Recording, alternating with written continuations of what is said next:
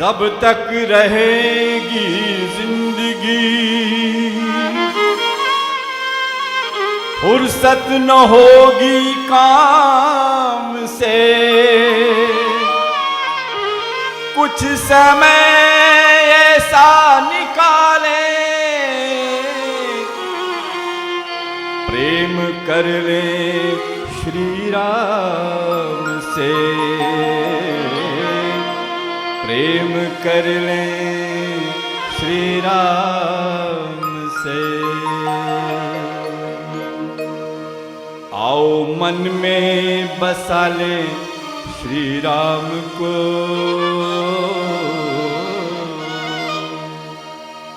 आओ मन में बसा ले श्री राम को।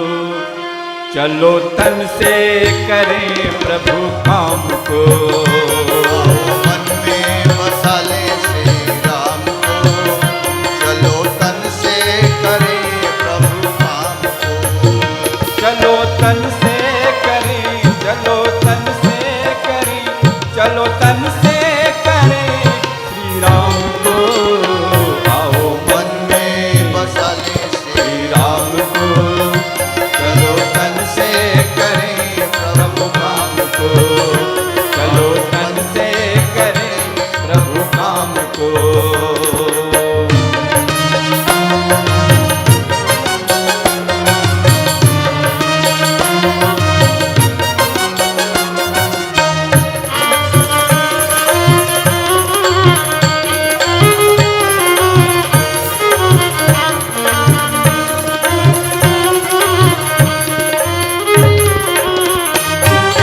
माया के चक्कर में किसने क्या पाया, माया के चक्कर में किसने क्या पाया। की मृग तृष्णा में मन को भटकाया, मृग तृष्णा में मन को भटकाया। की मृग तृष्णा में मन को भटकाया। अपने रथ पे बिठा ले घनश्याम को, अपने रथ पे बिठा ले घनश्याम को।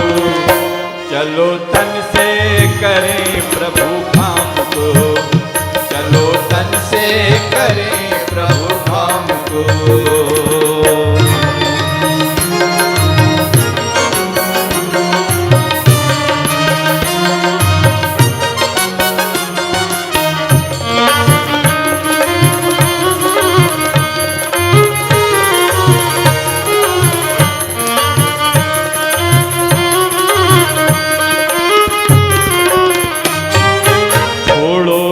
लोभ मोह छोड़ो ये माया, छोड़ो ये लोभ मोह छोड़ो ये माया। व्यसनों में नष्ट न हो कंचन सिखाया, व्यसनों में नष्ट न हो कंचन सिखाया। व्यसनों में नष्ट न हो कंचन सिखाया। इष्ट अपना बना ले सुख धाम को, इष्ट अपना बना ले सुख धाम को। चलो तन से करें प्रभु काम को, चलो तन से करें प्रभु काम को।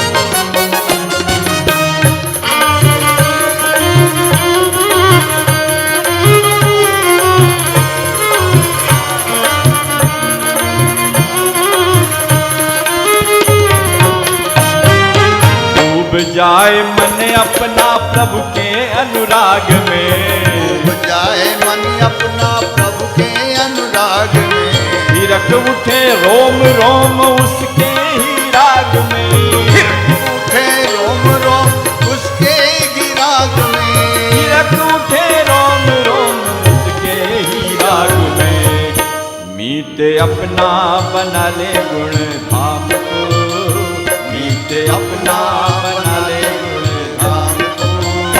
चलो तन से करें प्रभु काम को, चलो तन से करें प्रभु काम को, चलो तन से करें, चलो तन से करें, चलो तन से करें प्रभु काम को।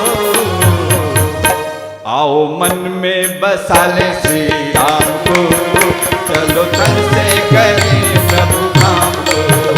आओ मन में बसा ले श्री राम को, चलो तन से करें प्रभु काम को, चलो तन से करें प्रभु काम को।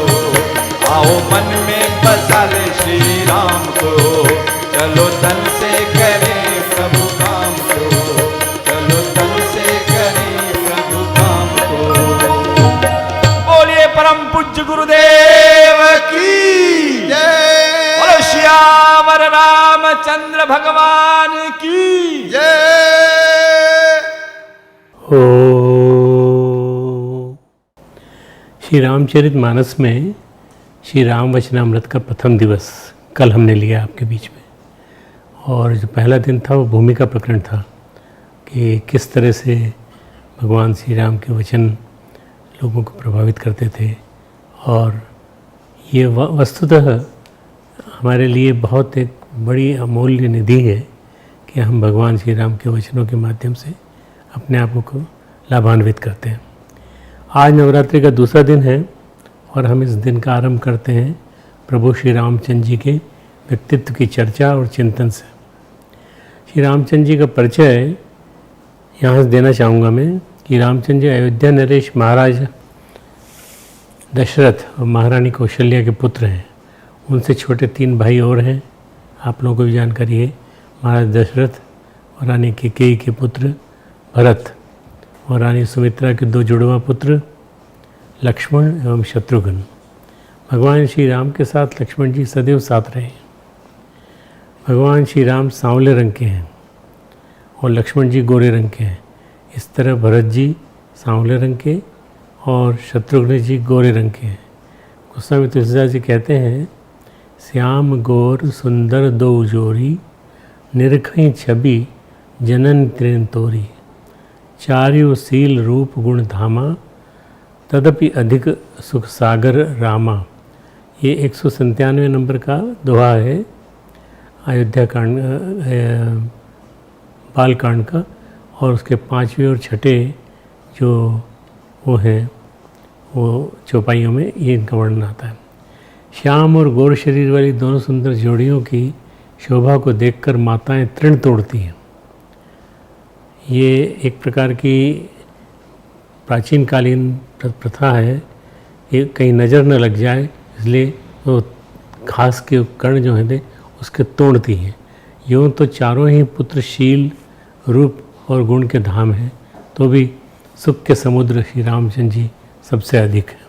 श्री रामचंद्र के बाल रूप की प्रशंसा करते हुए गोस्वामी जी कहते हैं, सुंदर श्रवण सुचारु कपोला, अति प्रिय मधुर तोतरे बोला। तोतरे मतलब तोतले शब्द। अच्छा, उनके तोतले शब्द भी बड़े प्यारे लगते हैं। उनके सुंदर कान हैं, बहुत ही सुंदर गाल है। भय कुमार जब ही सब भ्राता, दीन जनेऊ गुरु पितु माता। जब वो कुमार हो गए, बड़े हो गए, तो उनको यज्ञोपवीत दिया गया। गुरु पिता और माता ने उनका यज्ञोपवीत संस्कार कर दिया।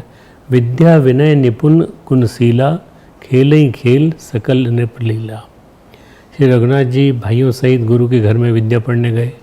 थोड़े ही समय में उनको सब विद्याएँ आ गई। अल्पकाल विद्या सब आई, इसमें जो इस चौपाई में जो आता है, अल्पकाल विद्या सम आई। चारों भाई विद्या विनय गुण और शील में बड़े निपुण हैं और सब राजाओं की लीलाओं के खेल खेलते हैं कि मैं राजा तुम मंत्री, मैं मंत्री तुम राजा।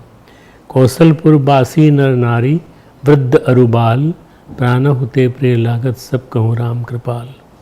कौशलपुर के रहने वाले स्त्री पुरुष बूढ़े और बालक सभी को कृपालु श्री रामचंद्र जी प्राणों से भी बढ़कर प्रिय हैं। अनुज सखा संग भोजन करही मातु पिता आज्ञा अनुसरही। माता पिता की आज्ञा के अनुसार ये अनुज के छोटे भाइयों के साथ भोजन करते हैं। श्री रामचंद्र जी अपने छोटे भाइयों सखाओं के साथ भोजन करते हैं और माता पिता की आज्ञा का पालन करते हैं। प्रातः काल उठी के रघुनाथा मातु पिता गुरु नावही माता। आयसु मागी करही पुर काजा देखी चरित हर्षई मन राजा।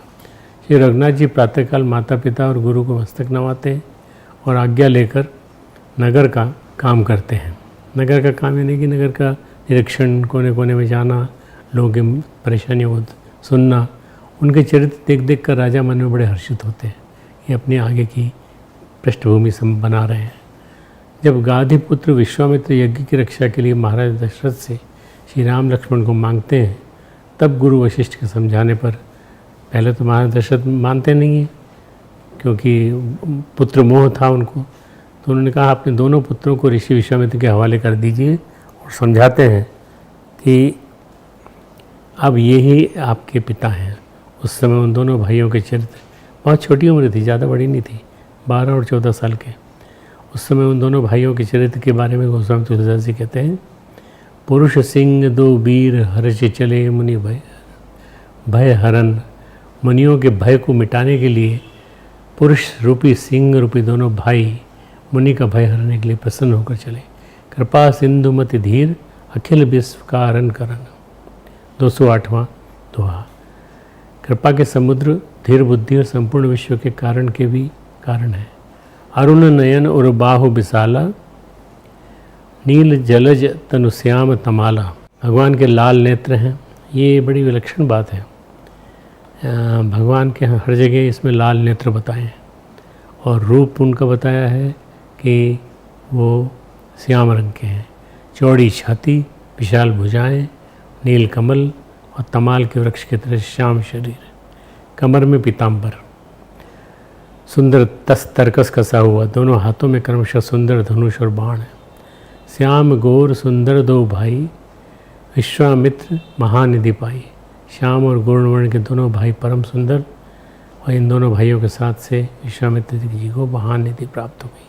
अब इसके बाद के प्रसंग हैं, मैं थोड़ा समराइज कर रहा हूँ यहाँ पर।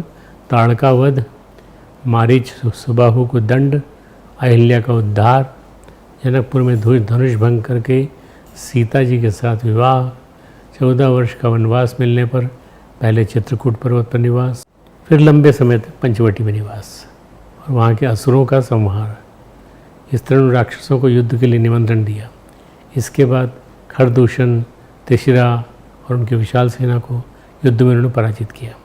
इसके बाद लंकापति रावण द्वारा सीता हरण होने पर जब वे मुनियों के पास सीता जी की खोज में गए तो वन में अस्थियों का ढेर देखकर प्रण किया कि मैं धरती को निशाचरों से हीन कर दूंगा।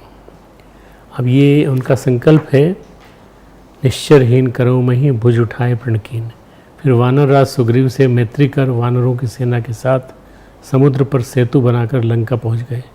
वहाँ पर उन्होंने युद्ध में राक्षसों का संहार किया और अंततः रावण को युद्ध में पराजित करके सीता जी को पुनः लंका से अयोध्या ले आए।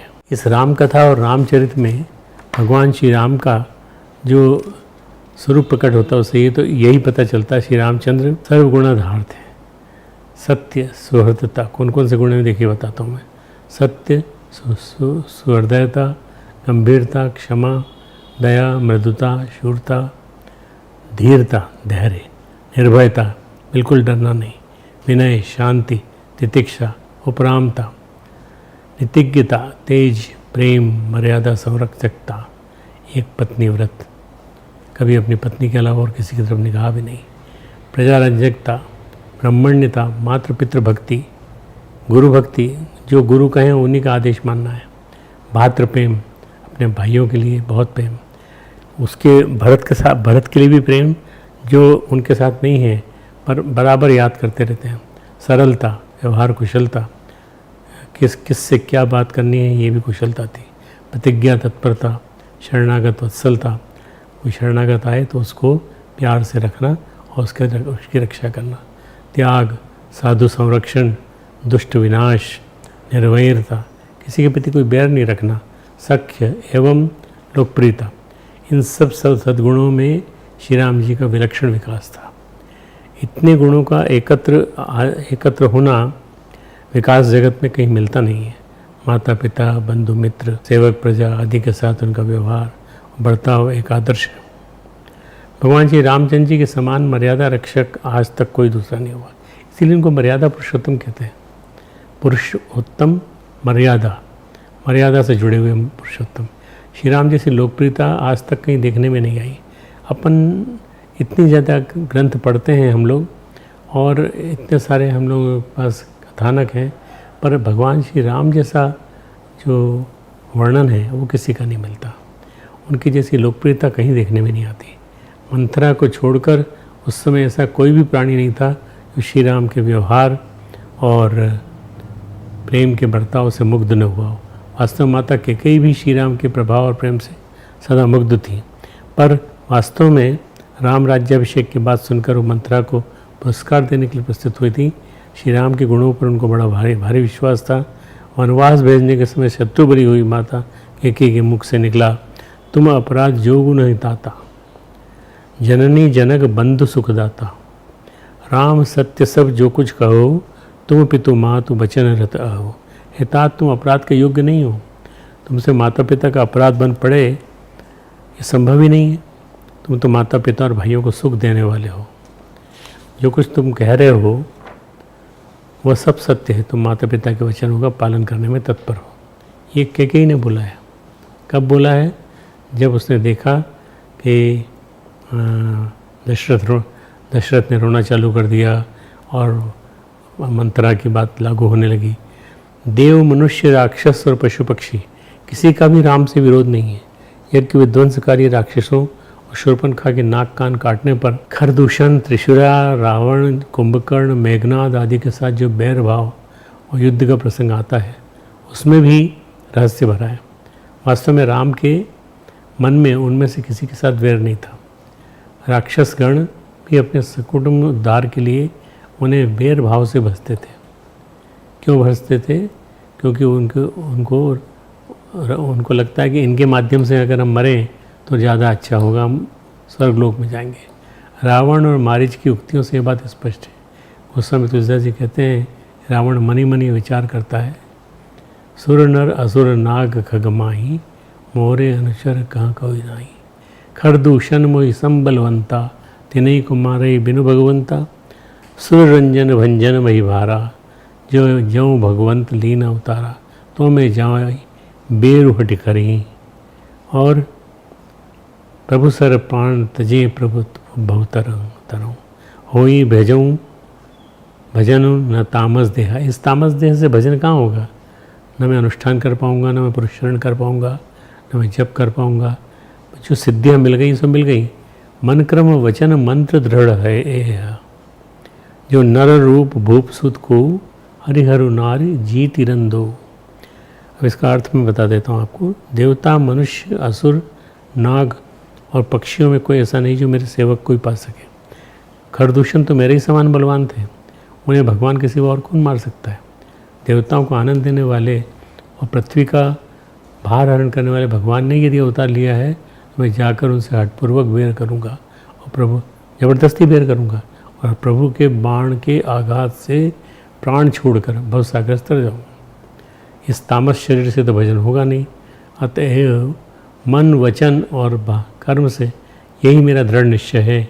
यदि वे मनुष्य रूप में कोई राजकुमार होंगे तो उन दोनों को रण में जीत कर उनकी स्त्री को हर लूँगा। मतलब ये प्लानिंग जो है जानकी को हरण करने की उसी समय बना ली थी उसने, जब सुना उसने उनका वर्णन।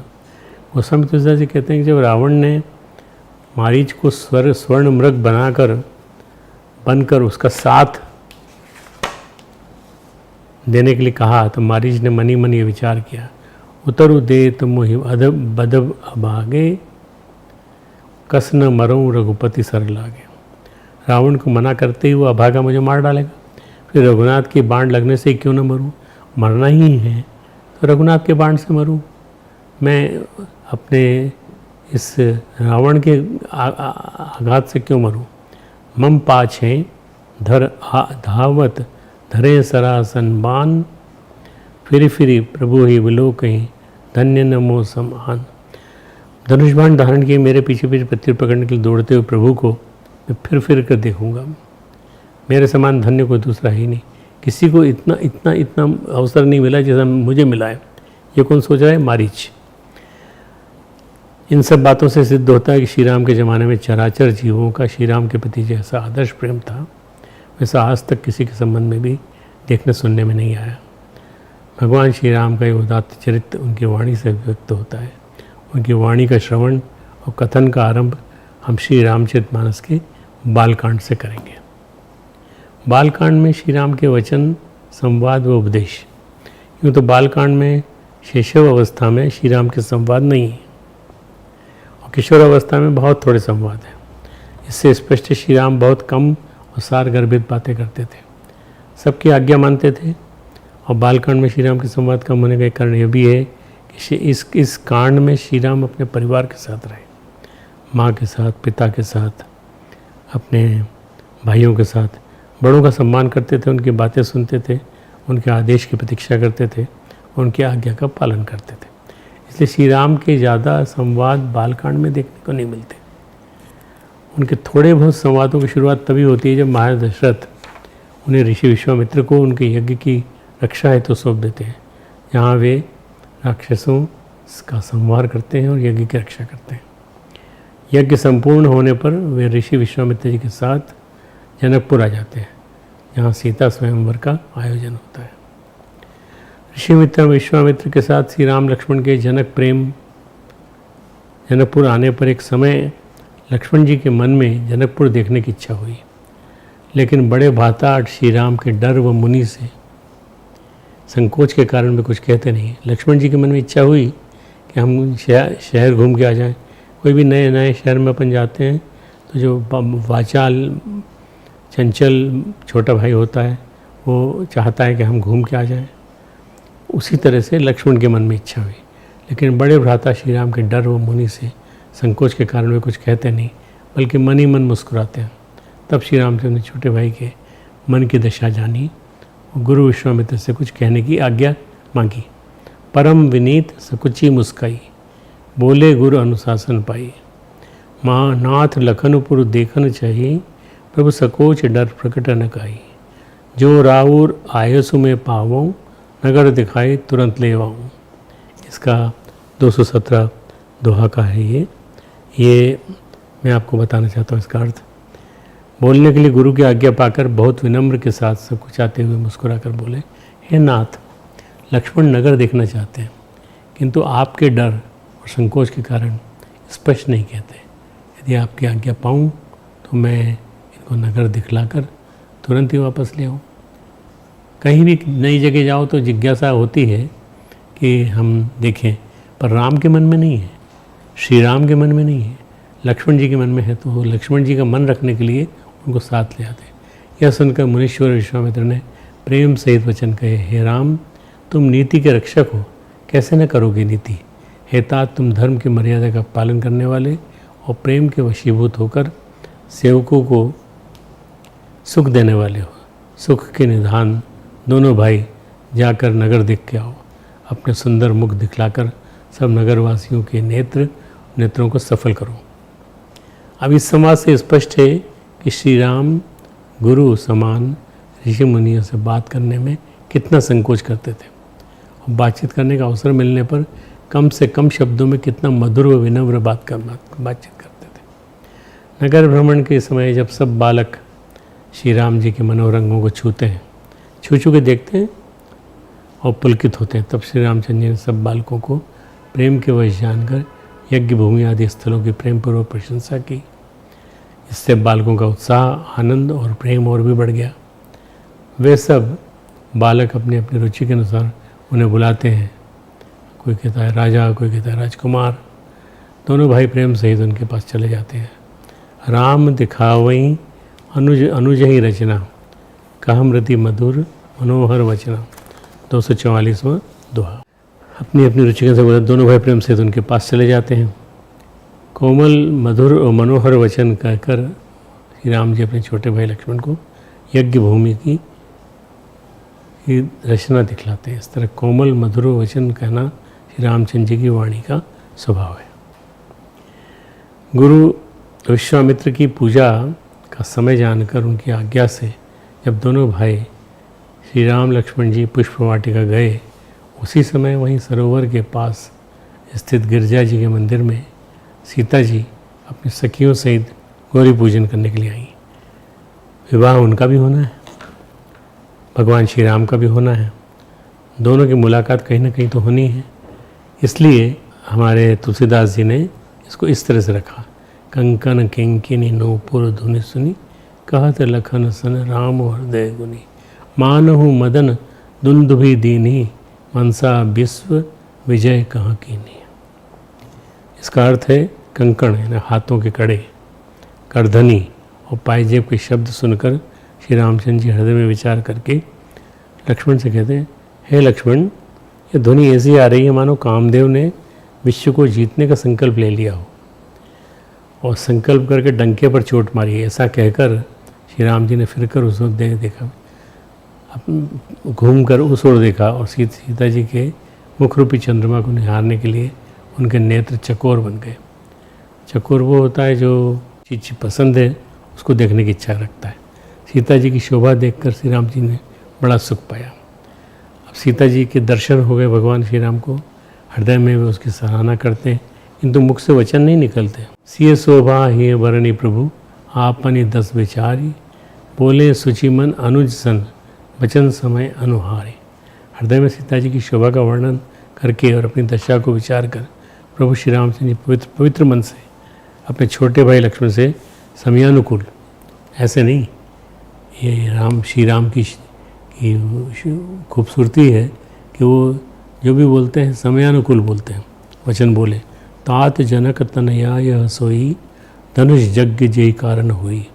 पूजन गौरी सखा सखी ले आई, कहरत करत प्रकाश फिरई फुलवाई। जासु बिलो की अलौकिक शोभा, सहज पुनीत मोर मन क्षोभा। सो सबु कारण जान विधाता, फरकई सुबद अंग सुन भाता। रघुवंशिन कर सहज स्वभाव, मन कुपंथ पगु धरो न काओ। मोहि अतिशय प्रतीति मन केरी, यही सपने पर नारी नहरी। मैं तो कभी सपने में भी किसी पर नारी के बारे में नहीं सोचा। जिनके लहई न रिपुरन पीठी, नहीं पावई परतीय मनु डीठी। मंगन लहई न जिनके नाही, ते नरबर थोरे जगमाई। हे तात, यह वही जनक जी की कन्या है जिसके लिए धनुष यज्ञ हो रहा है। सखियाँ इसे गौरी पूजन के लिए ले आई हैं। यह फुलवाड़ी में प्रकाश करती हुई फिर रही है, जिसकी अलौकिक सुंदरता को देखकर स्वभाव से पवित्र मेरा मन क्षुब्ध हो गया है। उसका वह सब कारण तो विधाता जाने। किंतु हे भाई सुनो, मेरे मंगलदायक अंग फड़क रहे हैं। रघुवंशियों का यह सहज सन्मगत स्वभाव है, जन्मगत स्वभाव है कि उनका मन कभी कुमार्ग पर पैर नहीं रखता। आजकल के लड़के और आजकल के पैसे वाले लोग और उनके राजकुमार लोग जैसे लोग कहीं तो भी अपने मतलब कहीं किसी भी लड़की को देखकर छेड़ने लगते हैं। वहाँ उस समय ये मर्यादा पुरुषोत्तम, मुझे तो अपने मन का अत्यंत विश्वास है जिसने जागृत अवस्था के कौन कहे स्वप्न में भी पराई स्त्री पर दृष्टि नहीं डाली है। रण में शत्रु जिनकी पीठ नहीं देख पाते, अर्थात जो लड़ाई के मैदान से भागते नहीं, पराई स्त्रियाँ जिनके मन और दृष्टि को नहीं खींच पाती, और भिखारी जिनके यहाँ से कभी खाली हाथ नहीं लौटते, ऐसे श्रेष्ठ पुरुष बहुत गिने चुने हैं, संसार में थोड़े हैं। श्री राम परशुराम संवाद। सीता स्वयंवर में धनुष भंग के अवसर पर जब मुनि परशुराम अत्यंत क्रोधित हो गए, क्रोध में भरकर ये प्रश्न पूछने लगे, रे मूर्ख जनक, बता किसने तोड़ा धनुष, उसे शीघ्र दिखा, नहीं तो अरे मूढ़, आज मैं जहाँ तक तेरा राज्य है वहाँ तक की पृथ्वी उलट दूंगा। सभा में उपस्थित अन्य लोगों को भयभीत देखकर सीता जी को डरी हुई जानकर परशुराम जी से इस प्रकार बोले, नाथ शंभु धनु भंज निहारा। शिव जी के धनुष को तोड़ने वाला जो कहे वो कोई न कोई एक आपका ही दास होना चाहिए। हो ही कोई एक दास तुम्हारा, आय सुका कही मन के न मोही, सुनि रसाई बोली मुन कोई। यहाँ पर आपका क्या आज्ञा है बताइए, मुझसे क्यों नहीं कहते आप। उस समय मुनि परशुराम अत्यंत क्रुद्ध अवस्था में थे। क्रोध के कम होने तक वे बातें घुमा फिरा कर करते रहे।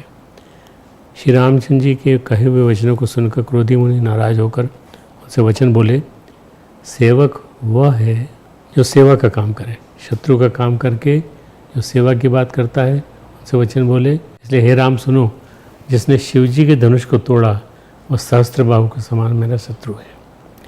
आपको मालूम होगा कि सहस्त्रबाहु के सहस्त्रबाहु परशुराम जी ने काटे थे, इसलिए समाज को छोड़कर अलग हो जाए, नहीं तो सभी राजा मारे जाएंगे।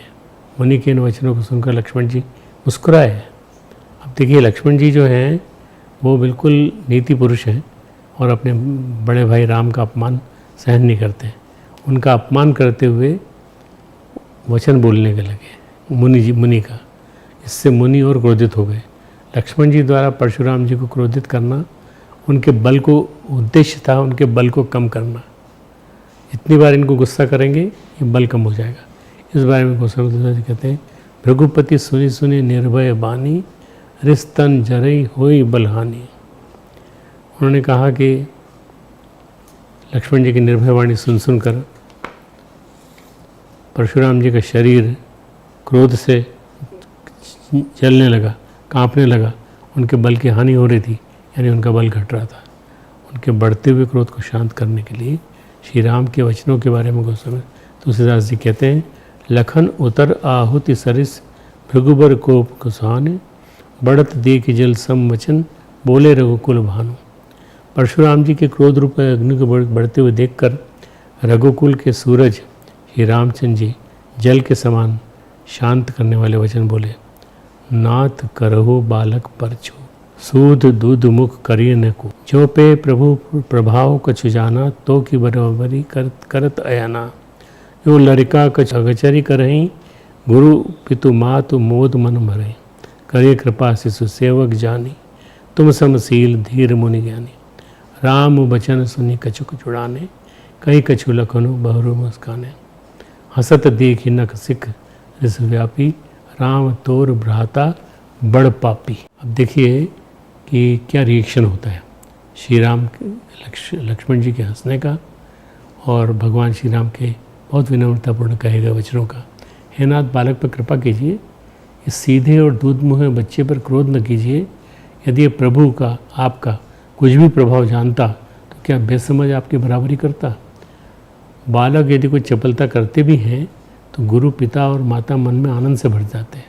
अतः इसे छोटा बच्चा और सेवक जानकर कृपा कीजिए, सजा मत दीजिए, नाराज मत होइए। आप तो समदर्शी हैं, सुशील हैं, धीर हैं और ज्ञानी मुनि हैं। श्री रामचंद्र जी के वचन सुनकर वे कुछ ठंडे पड़े, परशुराम जी कुछ ठंडे पड़े। इतने में लक्ष्मण जी फिर कुछ कहकर मुस्कुरा दिए। उनको हंसते देखकर परशुराम जी ने कि नख से शिखा तक सारी शरीर में क्रोध छा गया। उन्होंने कहा, हे राम, तेरा भाई बड़ा पापी है। श्री रामचंद्र जी ने लक्ष्मण को चुप नहीं कराया, यानी उन चुप रहने कुछ नहीं कहा। तिरछी नज़र से केवल उनकी ओर देखा, जिससे लक्ष्मण जी सकुचाकर विपरीत बोलना छोड़कर गुरु जी के पास चले गए। गुरु कौन? विश्वामित्र। उनके पास चले गए। कई अवसर ऐसे आते हैं यहाँ पर बोलने की ज़रूरत नहीं होती, केवल इशारों से काम चल जाता है। यहाँ पर श्री राम ने लक्ष्मण जी के साथ यही किया, इशारों से उनको चुप कर दिया। इसके बाद गोस्वामी तुलसीदास जी कहते हैं, अति विनीत मृदु शीतल वाणी, बोले राम जूरि जुग पानी। सुनहु नाथ तुम सहज सोच सुजाना, बालक बचन करिय नहीं काना। बैररे बालक एक स्वभावा, इन्हीं न संत विदुषई काओ। तेहि नहीं कछु काज बिगारा, अपराधी में नाथ तुम्हारा। कृपा कोपु बंधु बंधव गोसाई, मोह पर करिए दास की नाई। कहिए बेग जेहि विधि रस जाई, मुनि नायक सोई करो उपाय। बालखंड का 278वां दोहा। अब रामचंद्र जी दोनों हाथ जोड़कर अत्यंत विनय के साथ कोमल और शीतलवाणी बोले, हे नाथ सुनिए, आप तो स्वभाव से सुजान हैं। देखिए, जब गुस्सा आता है तो उस समय क्या भाषा बोलनी चाहिए, ये भगवान श्री राम से सीखिए। आप बालक के वचन पर ध्यान मत दीजिए, उसे सुना अनसुना कर दीजिए। बर्रे और बालक का एक ही स्वभाव है, संत जन इन्हें कभी दोष नहीं लगाते। फिर उसे लक्ष्मण ने तो कुछ काम भी नहीं बिगाड़ा है ना, तो आपका अपराधी तो मैं हूँ। अतः हे स्वामी, कृपा, क्रोध, बद और बंधन जो कुछ करना हो दास की तरह समझ कर मुझ पे कीजिए। आपको बांधना है तो मुझे बांधिए, आपको दंड देना तो मुझे दीजिए। जिस प्रकार से आपका क्रोध दूर हो मुनिराज, बताइए मैं वही उपाय करूँ। तब मुनि ने कहा, हे राम, क्रोध कैसे जाए, अब भी तेरा भाई, छोटा भाई टेढ़ा ही टेढ़ा ताक रहा है। इसकी गर्दन पर मैंने कुठार न चलाया तो क्रोध करके किया ही क्या। मेरे जिस कुठार की घोर करनी सुनकर राजाओं की स्त्रियों के गर्भ गिर जाते हैं, उसी फरसे के रहते मैं शत्रु राजपुत्र को जीवित देख रहा हूँ, लेकिन अब हाथ चलता नहीं और क्रोध से छाती जली जाती है। हाय, राजाओं का घातक के कुठार भी कुंठित हो गया, विधाता भी विपरीत हो गया, इससे मेरा स्वभाव बदल गया। नहीं तो भला मेरे हृदय में किसी समय भी कृपा कैसी। उनके इस तरह कहने पर लक्ष्मण जी चुप हो जाते हैं और थोड़ी देर बाद फिर बोलते हैं, हे मुनि, यदि कृपा करने से आपका शरीर जला जाता है तो क्रोध होने पर शरीर की रक्षा विधाता ही करेंगे। इस पर परशुराम जी और क्रोधित हो गए और श्री राम से बोले, हे शठ, तो शिव जी का धनुष तोड़कर उल्टा हम ही को ज्ञान सिखाता है। तेरा ये भाई तेरी ही सम्मति से कटु वचन बोलता है और तो छल से हाथ जोड़कर विनय करता है। या तो युद्ध में मेरा सामना कर, नहीं तो राम कहलाना छोड़ दे। अरे शिवद्रोही, छल त्याग कर मुझसे युद्ध कर, नहीं तो भाई सहित तुझे मार डालूंगा। इस तरह परशुराज जी, ये सब भगवान राजा जनक के दरबार में चल रहा है। कुठार एक तरफ खड़ी हैं सीता जी और दूसरे सब राजा बैठे हैं पूरे। कुठार उठाए हुए क्रोध में कटु वचन बोल रहे थे और श्री रामचंद्र जी सिर झुकाए मन ही मन मुस्कुरा रहे थे। गोस्वामी तुलसीदास जी कहते हैं, गुनह लखन कर हम पर रोशु, कतौ सुधाई ते बड़ दोषु, टेढ़ जानि सब बंदई काहू, बक्र चंद्रमही गहन राहु। राम कहे रिस तजे सुन मुनीसा, कर कुठारु आगे यह सीसा, जय रिस जाई करिय सोई स्वामी, वही जानी आपन अनुरागी। श्री राम जी ने मनी मन कहा, गुनाह यानी दोष तो लक्ष्मण का है और मुझ पर करते हैं। कहीं कहीं सीधेपन में बड़ा दोष होता है। टेढ़ा जानकर सब लोग किसी की भी वंदना करते हैं और टेढ़े चंद्रमा को राहु भी नहीं ग्रसता। फिर श्री रामचंद्र ने प्रकट में कहा, है मुनीश्वर, क्रोध छोड़िए, आपके हाथ में कुठार और मेरा ये सिर आगे है। जिस प्रकार आपका क्रोध जाए वह स्वामी आप वही कीजिए। अपना अनुचर जानकर आप जो चाहते हो करिए। अब एक दोहे तक चलने वाली पूरी वार्ता है। प्रभु ही सेवक ही सरुकस, तजऊ विप्र पर रोसु, वेशु बिलो के कहे से कछु, बालकों नहीं दोषी। देखी कुठार बांधन धारी, भय लरि कही रिस बीरु बिचारी, नामु जान पे तुम्हें न चीना, बस बंस सुभाए उतरु दे दीना। जो तुम ओती है मुनि की नाई, पदरज सिर शिशु धरत गुसाई, क्षमऊ चूक अनजानत कीरी, चाहिए विप्र कृपात घनेरी, हमें तुम्हें सरिवरी कस कनाता, कहूँ न कहाँ, मैं इसका हिंदी भी बोलूँगा आपको, कहूँ न कहाँ चरण कह माथा, राम मात्र लघु नाम हमारा, परसु सहित बड़ नाम तुम्हारा। आपका नाम तो परशुराम है और मेरा नाम है, तो आप में, आपके नाम में और हमारे नाम में कितना अंतर है।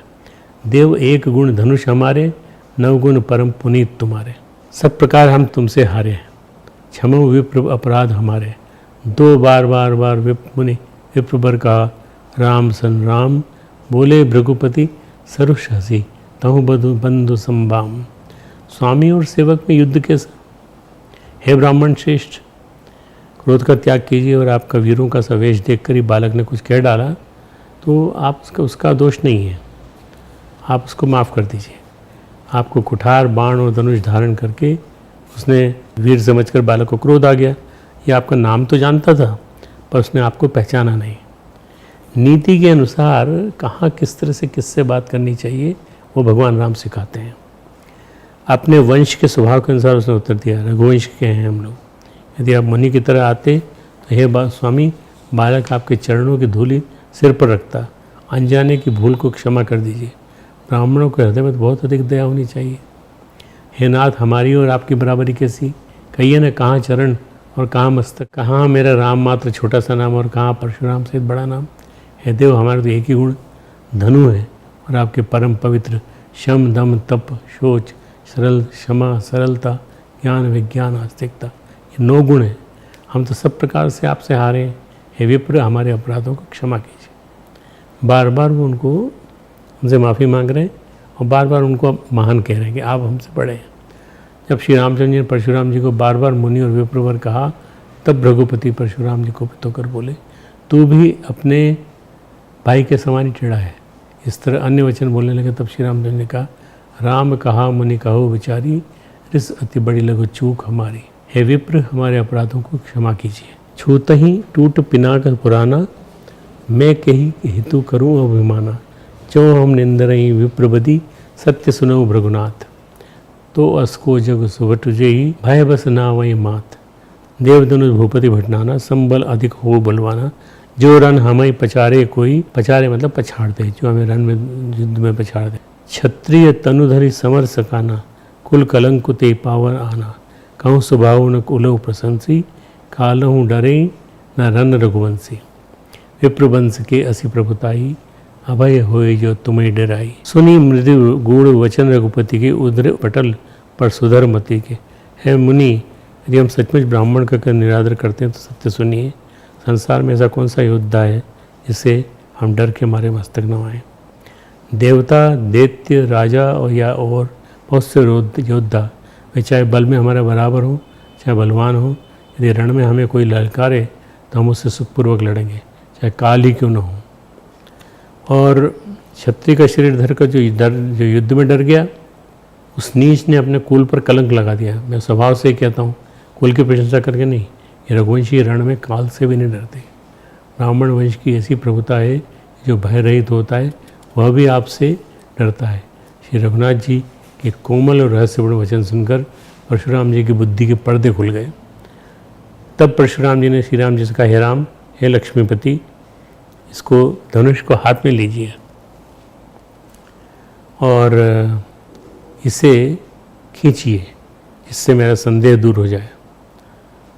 परशुराम जी धनुष देने लगे तो अपने आप ही चला गया। परशुराम जी के मन में बड़ा आश्चर्य भी हुआ। उन्होंने श्री राम जी का प्रभाव जाना, लेकिन उनका शरीर पुलकित तो प्रफुल्लित हो गया। इस संवाद से स्पष्ट होता है, क्रोध को क्रोध से नहीं, अपितु विवेक, विनम्रता और समझदारी से ही शांत किया जा सकता है। क्रोध के बदले किया जाने वाला क्रोध व्यक्ति की क्रोधाग्नि को और बढ़ा देता है। जिस तरह अग्नि को शांत करने के लिए अग्नि का नहीं अपितु जल का प्रयोग किया जाता है, उस तरह क्रोध रूपी अग्नि को शांत करने के लिए विनम्रता, विवेक और समझदारी का प्रयोग किया जाना चाहिए। यहाँ तक ये प्रसंग पूरा खत्म हुआ। परशुराम के साथ जो चर्चा हुई, श्री राम सीता विवाह के साथ श्री राम जी के अन्य तीनों भाइयों भरत, लक्ष्मण और शत्रुघ्न का भी सीता जी की बहनों मांडवी, उर्मिला और श्रुतिकीर्ति के साथ जनकपुरी मथुरा में विवाह हो गया। लेकिन महाराजा जनक ने उन्हें जाने की अनुमति नहीं दी। इस कारण कई दिनों तक महाराज दशरथ अपने पुत्रों की बारात में शामिल अयोध्यावासियों के साथ जनकपुर में निवास करते रहे, वहाँ उनकी की जाने वाली सेवा का आनंद लिया। तब एक दिन सुअवसर जानकर श्री रामचंद्र जी शील, स्नेह और संकोच भरी वाणी से बोले राम सुअवसर जान, यानी शील स्नेह सकुचमय बानी। राऊ अवधपुर चहत सिधाए, विदा होन हम कहाँ बटाए। मातु मुदित मन आयुष देही, बालक जानी करब नित नहीं। सुनत वचन बिलखेव रनिवासु, बोले न सकई प्रेम वश सासु। प्रेमवश सासू जी बोल नहीं पाई कुछ। महाराज अयोध्यापुरी को चलना चाहते हैं, उन्होंने हमें विदा होने के लिए भेजा है। हे माता, प्रसन्न मन से आज्ञा दीजिए, हमें अपने बालक जानकर सदा स्नेह बनाए रखिएगा। इन वचनों को सुनते ही रनिवास में उदासी आ गई। सासुएं प्रेमवश बोल नहीं सकती। जनकपुरी से अयोध्यापुरी आने पर श्री रामचंद्र से उनकी माताएं अत्यंत लाड़ करने लगीं। उनसे भयानक राक्षसी, ताड़का वध, दुष्ट मारीच, सुबाहु, अन्य सहायकों के साथ किए जाने वाले युद्ध, अहिल्या उद्धार, धनुष भंग प्रसंग और विवाह संबंधी बातों को पूछने लगी। तब गोस्वामी जी कहते हैं, राम प्रतोषी मातु सम, कही विनीत मरवेन, सुमिरि शंभु गुरु विप्रपद, ये नींद बस नैन। विनय भरे उत्तम वचन कहकर श्री रामचंद्र अपनी तारीफ नहीं करते कभी भी भगवान राम, वो कह रहे हैं कि विनय भरे उत्तम वचन कहकर कि सब आपकी कृपा है। ये दोहा 357वां है। श्री रामचंद्र जी ने सब माताओं को संतुष्ट किया। फिर शिव जी, गुरु और ब्राह्मणों के चरणों का स्मरण कर नेत्रों को नींद के वश किया, अर्थात वे सो गए। अब ये कलाकारी से लिखी जाने वाली लेखनी है तुलसीदास जी की, जो उन्होंने कहा है कि वे ब्राह्मणों के चरणों का स्मरण करके, गुरु का स्मरण करके, भगवान शिव का स्मरण करके नेत्रों को नींद के वश किया, सो गए। प्रकट है कि बालकांड में श्री राम का परिजनों के साथ जो संवाद हुआ उसमें उनकी वाणी मृदु, विनम्र, संकोची व आज्ञा अनुसरण करने वाली है। उन्होंने कहीं किसी भी परिजन से कटुवचन नहीं कहे, अपनी वाणी से किसी का दिल नहीं दुखाया और न ही किसी का अपमान किया। आपने सुना होगा, मैं इतनी देर से बोल रहा था आपको, परशुराम जी और राम जी और श्री राम और लक्ष्मण का संवाद, पर कहीं भी उन्होंने गुस्सा नहीं किया, किसी का दिल नहीं दुखाया, न किसी का अपमान किया। श्री राम परशुराम संवाद में भी अत्यंत विनम्रता, विवेक व साहस का परिचय देते हुए उन्होंने मुनि से संवाद किया और उनका क्रोध शांत करते हुए अपना परिचय दिया। कहीं पर श्री रामचंद्र जी ने अपना धैर्य नहीं खोया, अपितु अपने कोमल, मृदु एवं अमृत वचनों से सबके मन को मुग्ध किया। श्री रामचंद्र जी के समान सत्य व मृदु बोलने वाले, अब यहाँ हम हर दिन की कथा में एक उदाहरण देंगे जो हमारे प्राचीन काल से लेकर अब तक जो आता चला आया है वो वाला। उसमें कई लोग आए हैं। आज हम संत त्यागराज की कथा कहेंगे। श्री राम भक्त संत त्यागराज के जीवन के कुछ प्रसंगों की चर्चा करके हम अपनी बात समाप्त करेंगे। त्यागराज दक्षिण भारत के सबसे महान और लोकप्रिय गायक हुए हैं। त्यागराज का संगीत बड़ा मधुर माना जाता है। जो स्थान उत्तर भारत में सूर, तुलसी और मीरा के पदों को प्राप्त है, वह दक्षिण भारत में त्यागराज के गीतों को प्राप्त है। सहस्त्रों की संख्या में उन्होंने गीत रचना की और उनमें निश्चल ईश्वरीय प्रेम का स्वर्गीय संगीत भर दिया। सारे सांसारिक प्रलोभनों से चित्त को हटाकर उन्होंने उसे परमात्मा की ओर लगाया। त्यागराज को फॉलो करके लोगों ने बहुत सारे मधुर गीत गाए हैं और उनके गीतों को फैलाया है। उनके अनुपम त्याग की कथाएं, जिनसे वे त्यागराज कहलाए, दक्षिण भारत में अब भी प्रसिद्ध है। त्यागराज का बचपन सामान्य ढंग से गुजरा, ये कथा है इसी सदी की। त्यागराज के जीवन में बड़ा परिवर्तन तब आया जब उनके धार्मिक पिता का शरीरांत हो गया। तब घर की संपत्ति त्यागराज और उनके बड़े भाई के बीच बांट दी गई। त्यागराज का बड़ा भाई उतना ही मूर्ख और झगड़ालू था जितना त्यागराज प्रतिभाशाली और शांत थे। बंटवारे में त्यागराज को श्री राम की सोने की मूर्ति मिली, किंतु द्रोहवश बड़े भाई ने एक दिन उसे उठाकर पास बहती हुई कावेरी नदी में फेंक दिया। इससे त्यागराज को मार्मिक कष्ट हुआ। वे बाढ़ के प्रवाह में भी मूर्ति को ढूंढने की लालसा से कावेरी में कूद पड़े। कावेरी पूर्ण उफान पे थी। अपने जीवन की उन्हें चिंता थी तो मूर्ति की, अंत में उनको मूर्ति मिल गई। इतने कष्ट के पश्चात मिलने पर त्यागराज ने उसे अपना इष्टदेव बनाया, प्राणपन से उसकी पूजा करते थे। उनकी स्तुति में, उसी के प्रेम में विह्वल होकर वे गीत रचना किया करते थे और उसके पीछे सारे संसार को भूल गए थे। ऐसा अनन्य प्रेम होने के कारण उन्हें भगवान श्री राम साक्षात दिखाई पड़ते थे। कई बार वो जब गीत बनाते थे और गाते थे तो ऐसा लगता था भगवान श्री राम उनको साक्षात दिख रहे हैं। जो कुछ हृदय में होता है वही बाहर आता है। इसी कारण उनका दिव्य साक्षात्कार उनके गायन में स्पष्ट रूप से मुखर होता था। किसी भी प्रकार की संकीर्णता या दिखावे के लिए उनके मन में स्थान नहीं था। उन्होंने श्रीमद् भागवत, महाभारत, श्री रामायण का अध्ययन किया था, वाल्मीकि रामायण का भी और तुलसीकृत रामायण का भी।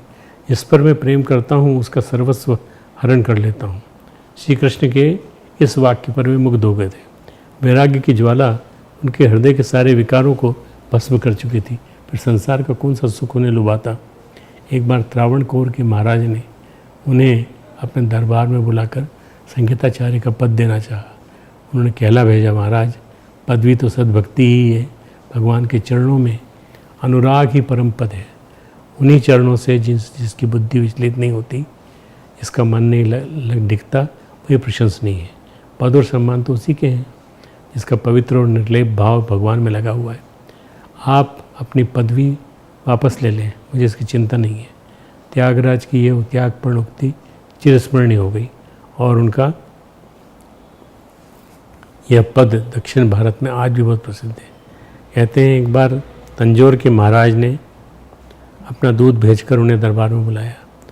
उनकी इच्छा ऐसे पद सुनने की थी जिनमें स्वयं उनकी गुणगाथा गाई गई हो महाराज की। तो उन्होंने राजदूत से कहा, धिक्कार है भूमि या स्वर्ग आदि द्रव्य को, यदि उन्हें ही मैं मूल्यवान समझता तो श्री राम की सोने की मूर्ति बेचकर मैं माला माल हो जाता। दुनिया के सारे सुख भोग मेरे हाथ में होते। मेरा मन ऊपर के सुनहले रंग पर नहीं रीझ सकता, वह तो रीझा है अंतस के दिव्य स्वरूप पर, जहाँ अंदर मेरे प्यारे राम हैं। उनके मोह में फंसकर मैंने उनकी सोने की मूर्ति नहीं बेची। उन्हें छोड़कर मैं किसी धनाभिमानी राजा को प्रसन्न नहीं कर सकता। यह सुनकर राजदूत अपने स्थान को लौट गया। 88 वर्ष की उम्र में जब इन्हें भगवान ने स्वप्न में दर्शन देकर संन्यास लेने और शरीर छोड़ने के लिए कहा, तब भगवान के कहने पर अंतिम समय में उन्होंने संन्यास लिया।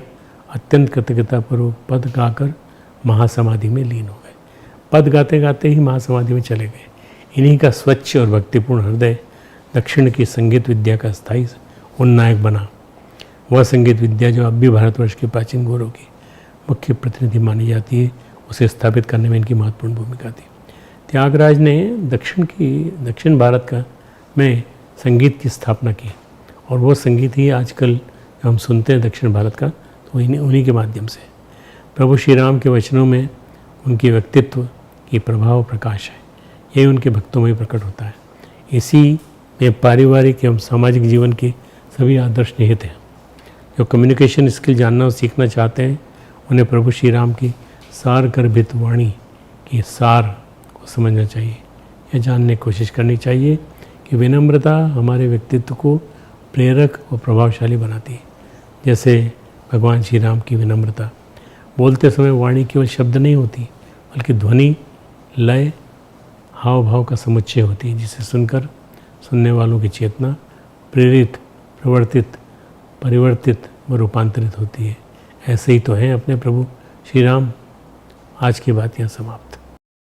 हमारे YouTube चैनल शांति कुंज वीडियो गायत्री परिवार को सब्सक्राइब करें एवं बेल आइकन जरूर दबाएं ताकि गायत्री परिवार की विभिन्न गतिविधियों की जानकारी आपको मिलती रहे।